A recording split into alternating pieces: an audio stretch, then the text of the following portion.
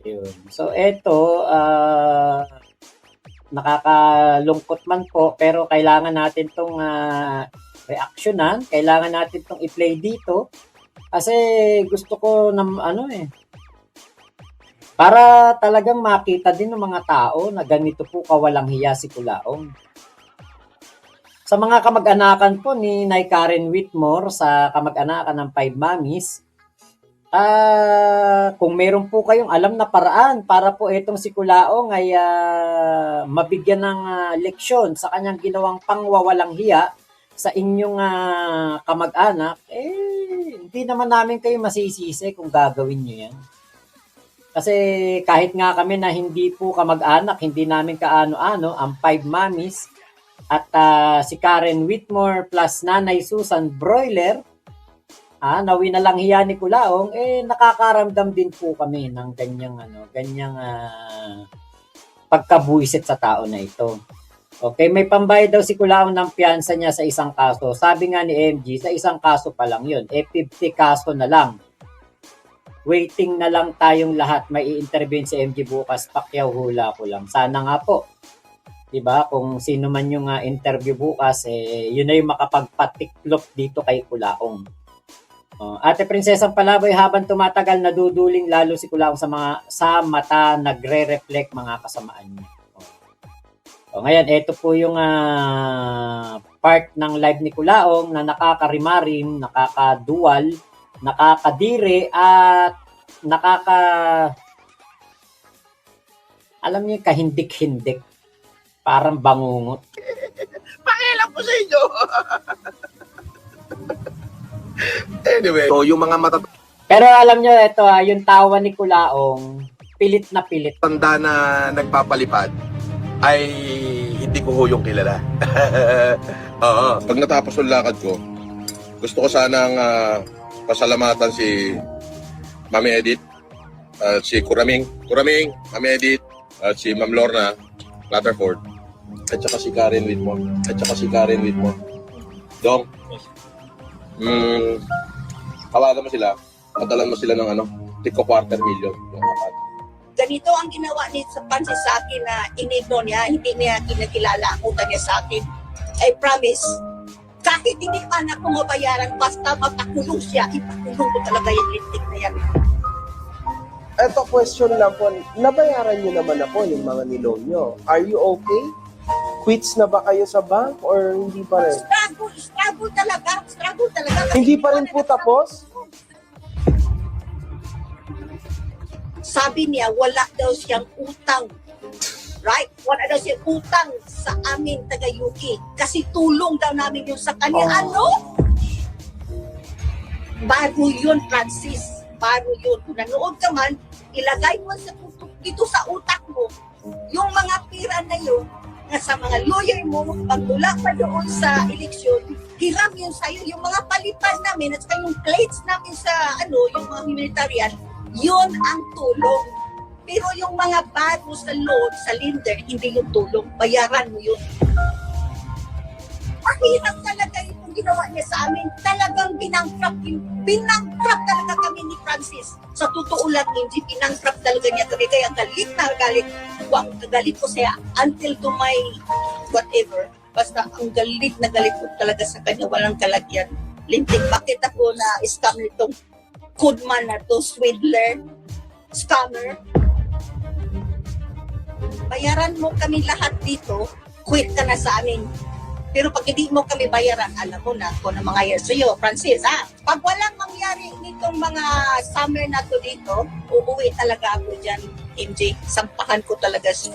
Hindi ako nagbabanta sa'yo. Talagang babayaran mo talaga ako. Madadamay talaga sa lahat. Pati pa yung mo, yung ina ng anak mo, madadamay talaga nandito sa akin ang resibo Damay sila lahat.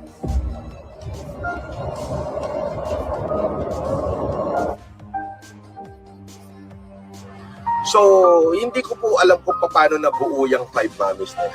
Yan, hindi ko po alam. Ang tawag talaga sa kanila, Five Mommies.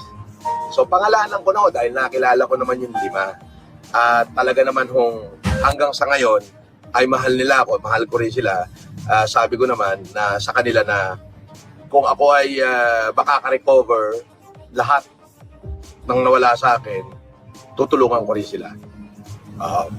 Yan ho talaga. Ako ay tinulungan nila, tutulungan ko rin sila. But not to the extent of everything. Okay. Ito po 5 lang yung pangalan nun. Mami Edith, si Mami Milita Quilates, si Mami Merly Bershek, si Mami Dakel, at si Kuraming Kay. So yung mga matatanda na nagpapalipad ay hindi ko ho yung kilala. Oo. So gawa-gawa nila yon. Meron pa nga daw dyan matanda, hindi ko na ho papangalanan nagpapadala ro ng tulong sa akin. Tulong, okay. Noong nasa kulungan ako. Tapos, syempre, maraming mga vlogger noon na nag-pro-FLM.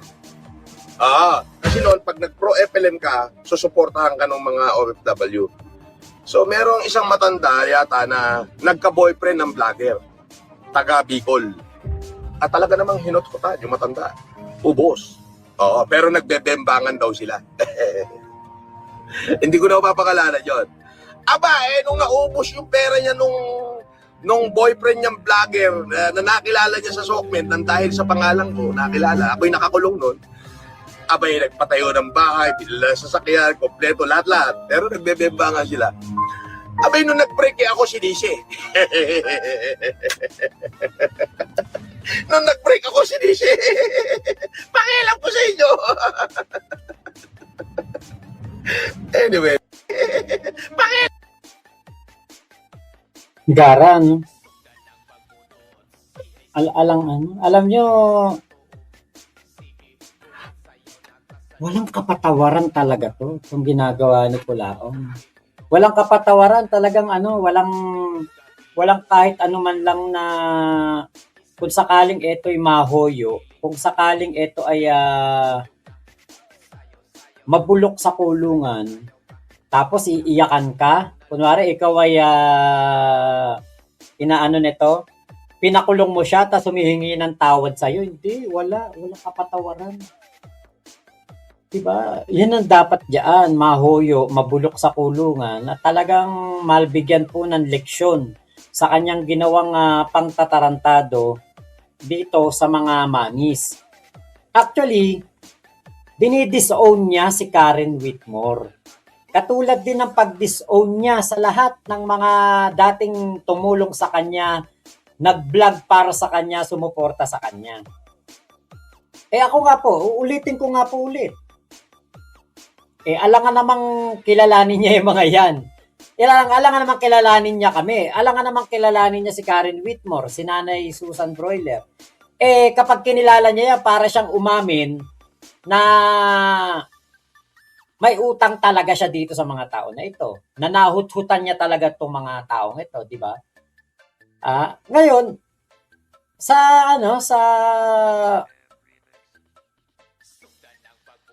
lahat po ng yan, kahit yung 5 mommies pa nga po ang ma-interview ni Makagago. Kunwari, yung 5 mommies lumabas. Si Apple G lumabas.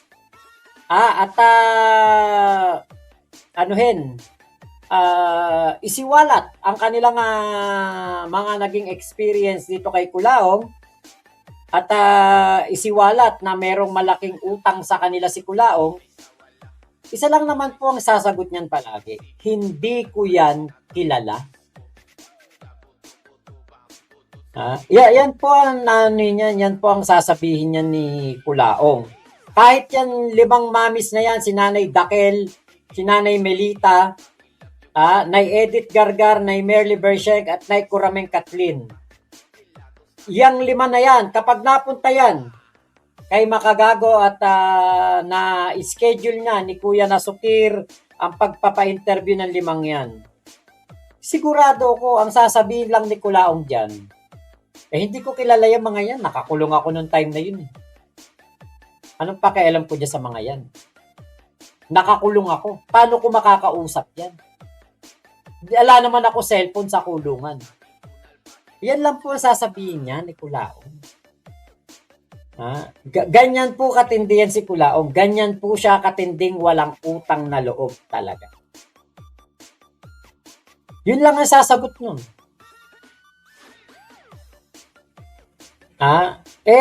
Sana nga po. Kasi,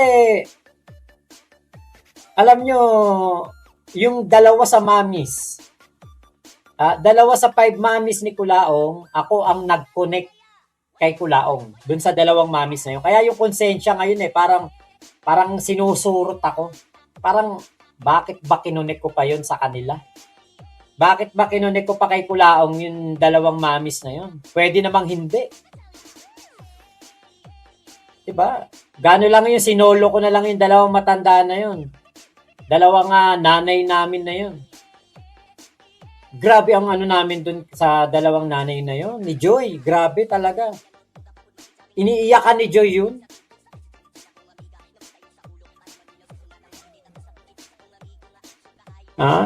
Iniiyakan ni Joy yun. Kasi dati, ano namin yun, talagang katawagan namin, lunchtime, katawagan namin, merienda, o kung ano man.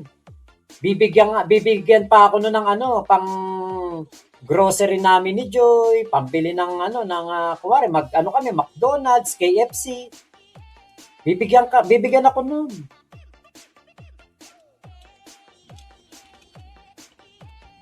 Sa akin nga, kung magbigay yun, $200, ganyan. $100. What more pa kaya kay Kulaong?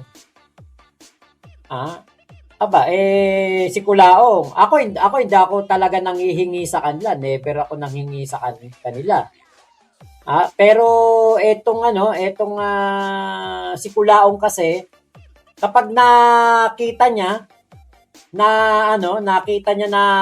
pwede niya tong bulahin, pwede niya tong perahan, talagang sasagpangin niya yan. Uubusin niya talaga hanggat merong maisasanla, pagsasanlain, hanggat may mauutangan, pauutangin, magpapautang, ganun si Kulaong. Kaya alam niyo po, yung dalawa po sa nanay dyan, si Nanay Dakel at si Nanay Melita, magkasama sila sa trabaho, caregiver sila sa Amerika. Usapan namin noon, magpo-for good na sila. Yun ang talagang planadong-planado na nila. Next year, magpo-for good na kami ng Nanay Dakel mo. Magne-negosyo na lang kami sa Pilipinas. Meron daw silang konting ipon, okay na daw yun sa kanila para makapagsimula sa Pilipinas. Kasi pagod na rin sila, matatanda na, senior na talaga. Senior na. Mga sila, nurse ang nila. Kaya, kumbaga, sa kita, malaki kita nila. Pero sinasabi nga nila, hindi naman sila mayaman, hindi sila ganun kayaman. Kasi, yung kinikita naman nila, pinapapadala sa mga anak, pinangsusustento sa kanilang pamilya sa Pilipinas. Kaya, yung ipon, konti lang yung ipon nila. Pero alam niyo po,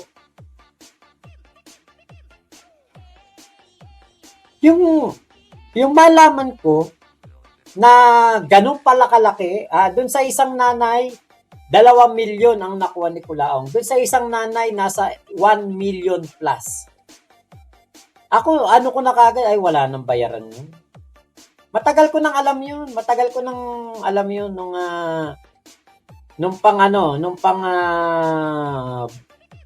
Pagkatapos naming umalis, matagal ko nang nalaman yun, na may nagsabi sa akin, nakatawagan ko, sabi sa akin, Mac, alam mo ba nangyari dun sa 2 mamis mo? Sabi ko, 2 nanay mo, yung lagi mong nakakatawagan. Sabi ko, ano po nangyari? Sabi, alam mo ba na hindi makaalis kay Kulaong yun kasi natatakot sila na hindi na sila bayaran ni Kulaong sa utang. Sabi ko, okay po. Pero gusto na nilang umalis. Oo, gusto na nilang umalis. Kaya lang, ang nasa isip nila, kapag umalis sila o tumalikod na sila kay Kulaong, hindi na sila babayaran ito. Sabi ko, siguro naman po ako baka naman, yung pera naman kasi, kikitain pa nila yun. Pero yung kanilang nararamdaman na, kumbaga kung ano yung nararamdaman nila doon kay Kulaong na pagmamahal, yun yung masasayang Kasi, hindi naman sila minamahal ni Kulaong. Pineperahan lang sila. Sabi ko, parang alam niyo, parang ano ko pa, ayaan na nila yung pera kasi ang iniisip ko baka 50K, 100K lang. Nung sinabi sa akin nung kausap ko na nasa 2 milyon at nasa lagpas 1 milyon, putya, di ako makapaniwala kahit si Joy na nahut-hutan ni Kulaong ng ganun kalaki. Yung ano na yon, yung nakuha ni Kulaong doon sa 2 nanay na yon. Nung biglang nag-sink in sa akin yung usapan namin, anak, for good na kami ng nanay Dakel mo. Next year, uuwi na kami. Stop na kami, hindi na kami magtatrabaho, magne-negosyo na lang kami sa Pilipinas. May mga kanya-kanya naman silang mga lupain, magtatanim na lang daw sila, tapos magtatayo sila ng kani-kanila mga grocery. Yung malaki sari-sari store, yung merong parang barangay store na nandun na lahat. Hindi mo na kailangan pumunta ng palengke. Yun yung plano nila. Tapos yun nga, sila nga yung dalawa na nagsasabi, mag-aral ako ng law. Kasi ako daw po ay magaling daw ako eh. Yung madaling daw magsalita, pag-aaralin nila ako ng law. In support na rin kay Kulaong para kung meron pang mga kaso si Kulaong, ako yung mag-aabogado daw kay Kulaong. Grabe ang lungkot ko nung nalaman ko po yun. Si Joy naiyak. Kasi grabe yung samahan namin nung 2 nanay na yun. Grabe. Talagang kami para kaming magnananay na talaga. Grabe yung pagmamahal nila sa amin ni Joy. Tapos ngayon, 'di ba? Malaman mo na ganun sila winalanghiya ni Kulaong, talagang na-down sila. Baka ganun din ang nangyari. Katulad dun kay Nanay Karen Whitmore, baka nabangkarote din sila. Ubos. Baon sa utang, tapos naubos pa yung mga ipon nila. Paano sila makakapag-for good? Paano sila makakauwi ng Pilipinas? Yan yung sising-sise ko. Bakit ayaw nilang sumama sa akin? Ba't hindi sila sumama sa akin nung umalis ako kay Kulaong? Kasi sinabihan ko talaga sila, baka mapasama kayo, baka madamay kayo, baka kung ano po mangyari sa inyo. Yun talagang sila po ang 2 kinausap ko. Si Nanay Dakel, si Nanay Melita, sa 5 Mamis. Si Nanay Jessica, kinausap ko rin yan, Jessica Marie. Sila Kuya Alpa, si Kuya Nasukir, kinausap ko rin yung mga yan. Hindi po sila sumama sa akin. Kasi sila yung mga importante sa akin. Talagang napalapit po yung kalooban ko. Kaya nung panahon ng nung umalis ako, si Nanay Jessica, kinausap ko talaga yan. Tinawagan ko, Nay, alis na ako sa... Excuse me po. Sabi ko, alis na ako sa pagsuporta kay Norman, kay FLM. Kasi marami na ako na-discover. Ang dami ko nalaman dyan. Naalis na po ako. Hindi po siya tunay na Marcos, nambubudo lang. Hindi sa akin sumama si Nanay Jessica. Ayun. Nung panahon ng eleksyon, umarkila pa yun ng ban. Para mangampanya para kay Kulaong, nagpagawa ng napakaraming tarpaulin. Nagbabayad siya ng tao para mangampanya para kay Kulaong, mag-iikot sa Luzon para sa kanyang kampanya. Pero ano ang pinalit ni Kulaong? Inaway pa si Nanay Jessica. Kung ano-ano pa sinabi. Matanda na rin yun si Nanay Jessica, pero ganun din, winalanghiya din ni Kulaong. Grabe talaga. Totoo naman yun yung sinasabi ni Kulaong, yung mga nagpapalipad, hindi niya kilala. Pero yung mga mamis na nagpapalipad, kinikilala niya. Kinokonek niya yan. Talagang gagawa siya ng paraan din para makilala yung mga yan. Kasi basta malaki ka magpalipad, open ka kay Kulaong. Meron kang direct na linya papunta sa kanya. Bakit? Nagpapakulay ka ng malaki. Kesa ipakulay mo, padala mo na lang sa kanya. Kasi sa YouTube, $100, $25 lang mapupunta sa YouTube. $75 mapupunta sa YouTuber. Kaya kapag ikaw nagpapakulay ka, welcome na welcome ka kay Kulaong. Iko-connect ka sa ano niyan, Messenger. Lalo kunwari, pangalan mo. Ang pangalan mo ay Prinsesang Palaboy. Nakalagay, Prinsesang Palaboy. Hahanapin yan sa FB. Siya pa mismo mag-chat-chat sa'yo. At kakausapin ka ng kakausapin, tatawagan ka kada madaling araw, oras ng pananghalian, tatawagan ka kasi sasabihin yan, gusto niyang pag siya'y nakalaya, kasama ka niya sa kanyang hapagkainan, mga ganun. Ay nako. Boss Mac, now pa lang ako magdi-dinner. Pakitakpan muna ilong ni Kulaong. Grabe kasamaan ni Kulaong talaga, no? Paano niya kaya na-atim yun, no? Na i-deny yung mga taong nakatulong sa kanya. Okay, Ate Mayet. Mac, kami ni Mami Edith Gargar may conversation pa till now. Okay po. Ate Prinsesang Palaboy, sa lahat po ng naloko ni Kulaong, huwag po kayo mahiya. Si Kulaong po dapat mahiya sa inyo. Ito na pagkakataon na lumabas kayo at magkaso. Sana nga. Pag si Pacquiao or Aimee ang interview ni MD bukas, sure ako sasabihin ni Kulaong, hindi ko kilala yan. Wow, pwede nga ganon. Ken Kel, ayan, shout out. Ate Briguera Vlogs, hello po. Okay, Faith Dison, alam konsensya ang tao na yan. Wala po talaga. Naawa ako sa mga binudol niya. Okay, Kuya Henry, di mo pa kilala. Binanggit mo nga bibigyan mo nga ng $250,000 May Alzheimer's ka ba, Kulaong? Sato Riri, fighting spirit na lang ang maaaring matira sa tao na yan. Yun nga, Sato Riri. Pauline Garing lang i-deny tapos may detailed na kwento. Pagkatapos siya din kumukontra sa sarili niyang kasinungalingan. Kaya nga etong mga binanggit niya na 5 mommies, Nanay Dakel, Nanay Melita, Nanay Merly Bershek, Nay Kurameng Kathleen at Edith Gargar. Yang 5 na yan. Kapag yan ay nagsalita na kay MG, sasabihin lang ni Kulaong, hindi niya kilala yan. Meron pang ibang mommies meron pang Maria Wright. Maria Wright. Meron pa yan. Yan pa ang isa sa malaking nabudol ni Kulaong. Nahinga ng pera. Si Nanay Maria Wright. Matindi magpakulay yan. $300 gabi-gabi. Talagang pulang-pula. Kapag nawala na yung pakulay ni Nanay Maria Wright, papakulay na ulit yun ng another $100. Ganon. Kasi yung $100, tumatagal yan mga 30 minutes na naka-flash diyan sa YouTube. Mga 30 minutes yan na naka-flash.